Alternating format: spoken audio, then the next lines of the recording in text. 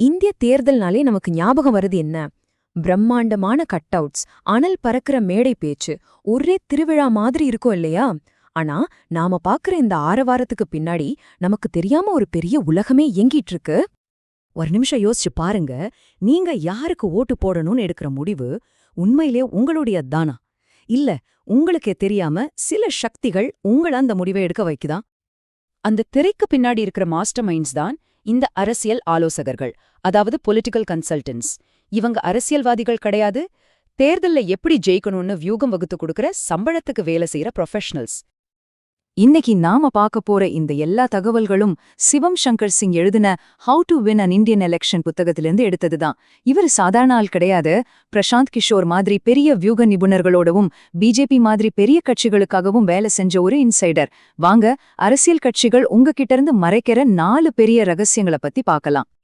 சரி, முதல் ரகசியம். நாம் எல்லாரும் என்ன நினைச்சிட்டு இருக்கோம்? என் ஓட்டு என் உரிமை, அது ஒரு ரகசியம்னு. ஆனா உண்மை என்ன தெரியுமா? உங்கள பத்தின முழு ஜாதகமே அரசியல் கட்சிகள் கையில இருக்கு. இந்த தேர்தல் நிபுணர்கள் ஒவ்வொரு பூத் வாரியா டேட்டாவை அலசுவாங்க. உங்க சாதி என்ன, மதம் என்ன, போன எலெக்ஷன்ல யாருக்கு ஓட்டு போட்டீங்க, உங்க வீட்ல எத்தனை பேரு, உங்க ஃபோன் நம்பர் என்னன்னு, இப்படி எல்லாத்தையும் சேகரிச்சு உங்கள பத்தின ஒரு கம்ப்ளீட் ப்ரொஃபைல ரெடி பண்ணிடுறாங்க.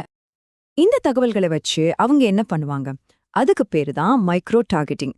உதாரணத்துக்கு, நீங்க ஒரு குறிப்பிட்ட சாதியை சேர்ந்தவர்னா உங்க சாதிக்கு ஆதரவா பேசுற மாதிரி ஒரு மெசேஜ் மட்டும் கரெக்டா உங்க போனுக்கு வரும். இது வேற யாருக்கும் போகாது. இதன் மூலமா உங்களை ரொம்ப சுலபமா அவங்க பக்கம் இழுக்க முடியும். அடுத்து 2வது ரகசியம். ஒரு அரசியல் தலைவரை எப்படி உருவாக்குறாங்க? சிம்பிளா சொல்லணும்னா, டிவில ஒரு சோப் அல்லது ஷாம்புவை விளம்பரம் பண்ணி விக்கிறாங்க இல்லையா? கிட்டத்தட்ட அதே மாதிரிதான் ஒரு தலைவரையும் மக்கள் கிட்ட கொண்டு போய் சேர்க்கிறாங்க. இதுக்கு பேரு தான் பொலிட்டிக்கல் பிராண்டிங். ஒரு பொருளோட நல்ல விஷயங்களை சொல்லி விக்கிற மாதிரி ஒரு தலைவரை சுற்றி ஒரு கதைய, அதாவது ஒரு நேரட்டிவை உருவாக்கி அந்த பிம்பத்தை மக்கள் மனசுல பதிய வைக்கிறாங்க. உதாரணத்துக்கு, இவர் ஒரு ஏழை தாயின் மகன், ரொம்ப கஷ்டப்பட்டு வாழ்க்கையில முன்னேறி வந்திருக்காரு அப்படின்னு ஒரு கதையை உருவாக்கலாம். இத கேக்கும்போது, ஆஹா, நம்மள மாதிரி ஒருத்தர், இவருக்கு நம்ம கஷ்டம் புரியும்னு ஒரு நம்பிக்கை இயல்பாவே நமக்கு வரும். இதுக்கு அப்படியே ஆப்போசிட்டா, இவர் பெரிய பரம்பரை பணக்காரர், ஆனா ஏழை மக்களுக்காக சேவை செய்யணும்னு அரசியலுக்கு வந்திருக்காரு அப்படின்னு ஒரு கதையை சொல்லலாம். இந்த 2 கதைகளுமே வாக்காளர்களோட உணர்ச்சிகளை தூண்டி ஒரு குறிப்பிட்ட பிம்பத்தை அவங்க மனசுல பதிய வைக்கிறதுக்காக கவனமா உருவாக்கப்பட்டதுதான். இப்ப நாம பார்க்க போற 3வது ரகசியம் ரொம்ப ரொம்ப முக்கியம்.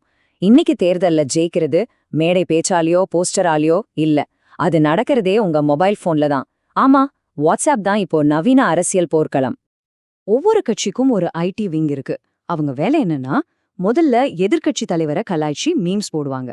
அடுத்ததா ஒரு பொய் எடுத்து அது உண்மை மாதிரி தெரியற அளவுக்கு வீடியோவை எடிட் பண்ணி பரப்புவாங்க. இதெல்லாம் எதுக்குன்னா, நம்ம உணர்ச்சிகளை தூண்டி தப்பான தகவல்களை நம்ப வைக்கிறதுக்கு தான். இது ஏதோ சின்ன விஷயமா நடக்குதுன்னு நினைக்காதீங்க. ஒவ்வொரு பெரிய கட்சிக்கும் ஆயிரக்கணக்கான வாட்ஸ்அப் குரூப்புகள் இருக்கு. இந்த குரூப் மூலமா லட்சக்கணக்கான மக்களுக்கு இந்த போலி செய்திகளை ஒரே செகண்ட்ல கொண்டு போய் சேர்த்துடுறாங்க. இந்த மொத்த வியூகத்தோட ஒரே நோக்கம் பயத்தை உருவாக்குறது தான். இவருக்கு ஓட்டு போட்டா உங்க மதம் அழிஞ்சிடும், இல்லனா உங்க சாதிக்கு ஆபத்து வந்துடும் பயத்தை கலப்புவாங்க. ஏன்னா பயத்துல இருக்கிற மனுஷன் யோசிக்க மாட்டான், உடனே எதிர்வினையாற்றுவான். இதுதான் இவங்களோட சிம்பிள் டெக்னிக். சரி, இப்ப நாம கடைசி, அதாவது 4வது ஆனா மிக முக்கியமான ரகசியத்தை பார்க்கலாம். எவ்வளவுதான் டெக்னாலஜி, டேட்டா, வாட்ஸ்அப்னு நம்ம பேசினாலும் இந்திய அரசியலோட ஆணிவேர் இதுதான். அதுதான் சாதி கணக்கீடு. அதாவது ஒரு தொகுதிக்கு வேட்பாளரை செலக்ட் பண்ணும்போதே முதல்ல பாக்குறது இந்த தொகுதியில எந்த சாதி மக்கள் அதிகம் இருக்காங்க அப்படின்னு தான்.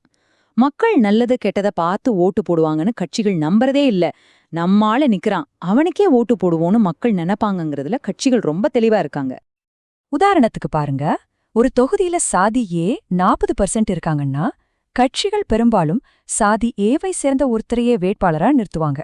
ஏன்னா அந்த 40% ஓட்டும் அப்படி அவங்களுக்கு கிடைக்கும்னு ஒரு சிம்பிள் கணக்கு. அப்போ இது எல்லாத்திலிருந்து நமக்கு என்ன புரியுது? நாம நினைக்கிற மாதிரி ஜனநாயகம்ங்கிறது ரொம்ப எளிமையான விஷயம் கிடையாது.